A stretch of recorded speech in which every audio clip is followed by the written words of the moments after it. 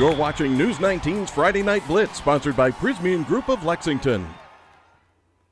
All right, Friday Night Blitz, Week 3, the high school football season rolling along, and our game of the week, AC Flora, the defending 4A state champion, taking on the Diamond Hornets of Lower Richland. I said out at Memorial Stadium, both teams coming into this contest undefeated. And before kickoff, the entire Diamond Hornet team planting the flag on the field at Memorial Stadium in front of head coach Dustin Curtis of AC Flora. Let's see what happened. LR with the first big play of the game as Phillip Daniels throws an INT to Ronnie Lee. You know what they say about momentum. Very next play, Nate Branch fumbles the ball and gives it right back to the Falcons. Later, Chris Lofton receives the pitch, fools the cameraman, it's easy to do, and he is off to the end zone. The AC Flora flag flying high, and then more Falcon action for you. Daniels will find Carew Bates for another score, and Lower Richland, it came out fired up, but AC Flora wins it by a final of 31-7.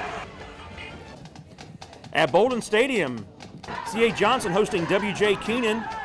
Raiders' Marquise Williams gets loose, and he is gone, knifing through the CAJ secondary. And that is a 50-yard scamper for a touchdown.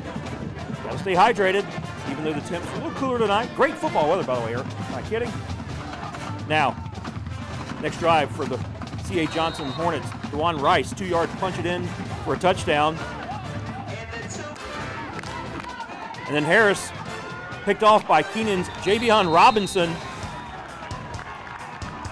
And that will lead to Hernandez O'Neill to Jaden Gibson. 38-yard connection there for a score, and WJ Keenan defeats C.A. Johnson 42-16. Sumter at home hosting Carolina Forest. Now the Gamecocks are backed up near their own goal line, but they run the end around to Jordan Hayward. And he's going to break a few tackles, makes a few nice moves down the sidelines. He'll eventually be taken down, but not before he runs 49 yards to the Carolina Forest 44. Now from there, Keon Brown takes the pitch on the option. He dashes his way to the end zone. Sumter is up 20-7. Hello, Keon. And the visiting Panthers finding the Sumter defense quite unkind. Tajon Roach with the sack. And Tajon, you can use that highlight there for your recruiting video. No charge.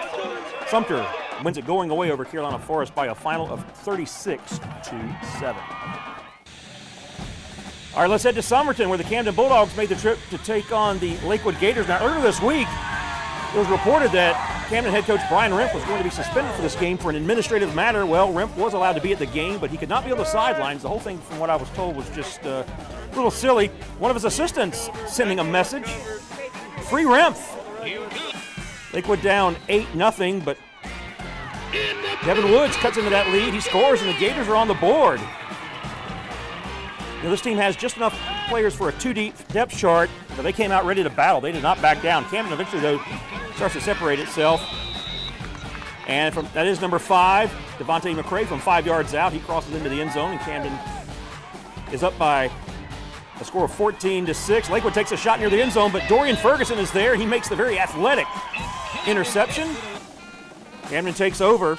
More defense, Xavier McLeod. He's getting some looks from the Power 5, including the Gamecocks, who have offered number 64. Xavier making his presence felt. And then Camden, near the end of the first half, they're going to punch it in again. Grayson White powers his way in from a yard out. And Camden wins it by a final of 27-6 over the Lakewood Gators. I want one of those shirts, by the way. A free Brian Remp shirt.